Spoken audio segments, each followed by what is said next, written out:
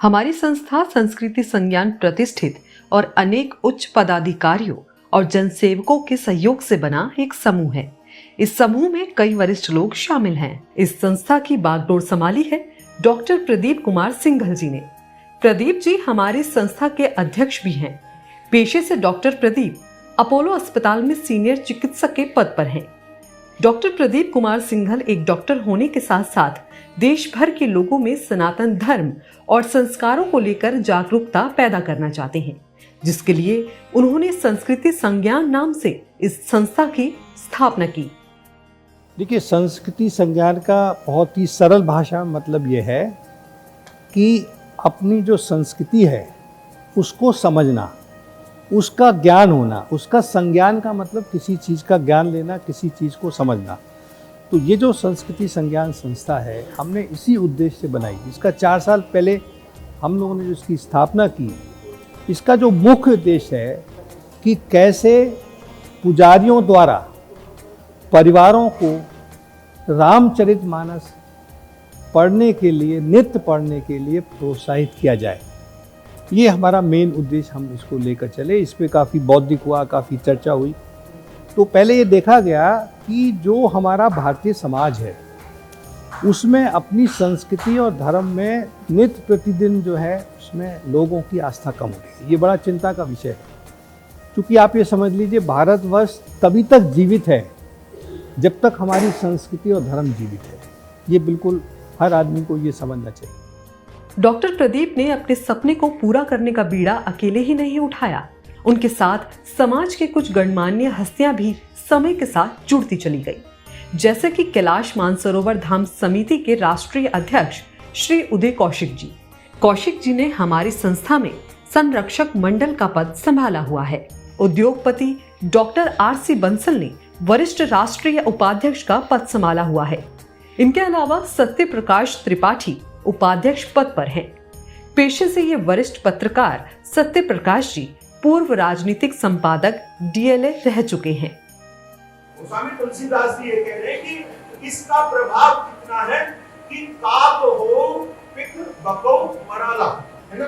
जो कौवा होता है वो कोयल हो जाता है और जो बगला होता है वो हंस हो जाता है। ये शोध का विषय है और इसमें बहुत आगे की तक जाने की जरूरत है। उन्होंने कई तरीके से, लोग कहते हैं कि गोस्वामी तुलसीदास जी ने ब्राह्मणों को बहुत ज्यादा चढ़ावा दे दिया है, बहुत ज्यादा नहीं। इस चौपाई को पढ़ो, वो घोड़ा कटाक्ष की क्या कौवा कोयल कटाक्ष और बगुला हंस, है ना। है बगुले और हंस की तरह दिखाई दे रहे हैं। आपको हंस क्यों मान रहा है समाज? क्योंकि आप राम का नाम का। जैसा कि हम पहले भी बता चुके हैं कि संस्कृति संज्ञान का मकसद देश के हर पुजारी की दिशा और दशा को सुधारना है। साथ ही हर घर में रामचरितमानस का पाठ शुरू कराना है। रामचरितमानस आज की तनावपूर्ण जिंदगी में किस तरह सहायक साबित होती है, ये खुद सुनिए। मैं एक डॉक्टर हूँ, मैं एक चाइल्ड स्पेशलिस्ट हूँ और मैंने साइकोलॉजी में मैं काउंसलिंग की है। ऑल इंडिया इंस्टीट्यूट में मैं एक क्लिनिक चलाता था।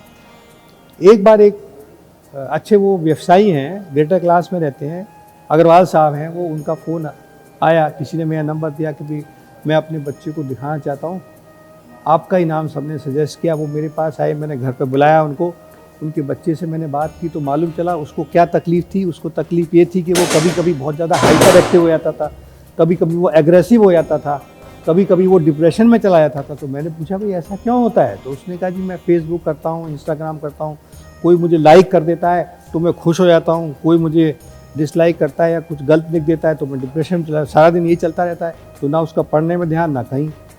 उसके फादर ने उसको सब जगह ट्रीटमेंट कर लिया।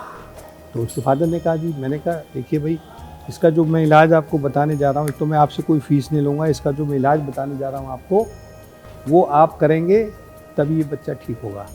सबसे पहला सवाल मैंने उनसे पूछा भाई घर में आप कितने बजे आते हो? मैं कि 12 बजे आता हूँ जी। हमने कहा एक तो घर में आप 9 बजे आना शुरू करो, जल्दी सो जाओ, 11 बजे तक सो जाओ, सुबह 6 बजे उठो, उठ के स्नान करो, स्नान करके पूरा परिवार बैठ के श्री रामचरितमानस का जो है पाठ कर लो। ज़रूरी नहीं है आपको कुछ आता हो, बस श्लोक करो, बच्चे से पढ़वाओ, आप सुनो। उस बच्चे को भी हमने समझाया वो बच्चा भी समझ गया। डॉक्टर की बात बच्चे बहुत जल्दी मानते हैं, आपने देखा होगा, डॉक्टर की बात बच्चा बहुत जल्दी मानता है, माँ बाप की नहीं मानता है। उसने बच्चे ने शुरू किया, 1-1.5 महीने बाद उनका फ़ोन आया कि डॉक्टर साहब बहुत फ़ायदा हो रहा है बच्चे को, उसकी आदतें बड़ी सुधर रही है, तो मैं आपको दिखाने जाऊँ। मैंने कोई दिखाने की कोई ज़रूरत नहीं है, मुझे आपके फ़ीस तो लेनी नहीं है, आप ऐसा करिए रामचरित मानस पढ़वाते रहिए उसको। अब 3 महीने के बाद वो मेरे घर पे आ गए। मैं नोएडा में रहता हूँ, सेक्टर 43 में। वो अपने आप ही वो पता तो लिखा हुआ था, वो सुबह ही सुबह मेरे घर आ गए।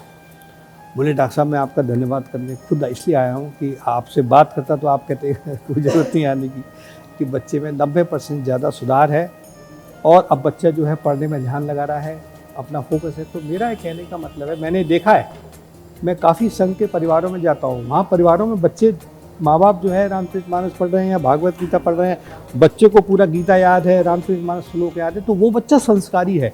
वो बच्चा ज़्यादा मोबाइल पर काम नहीं करता है, वो बच्चा अपने को फोकस, अपने फ्यूचर पे उसका फोकस है, पढ़ाई पे फोकस है। भारतीय संस्कृति और संस्कार समय के साथ साथ अब लुप्त होते जा रहे हैं। सवाल उठता है कि आखिर ऐसा क्यों हो रहा है?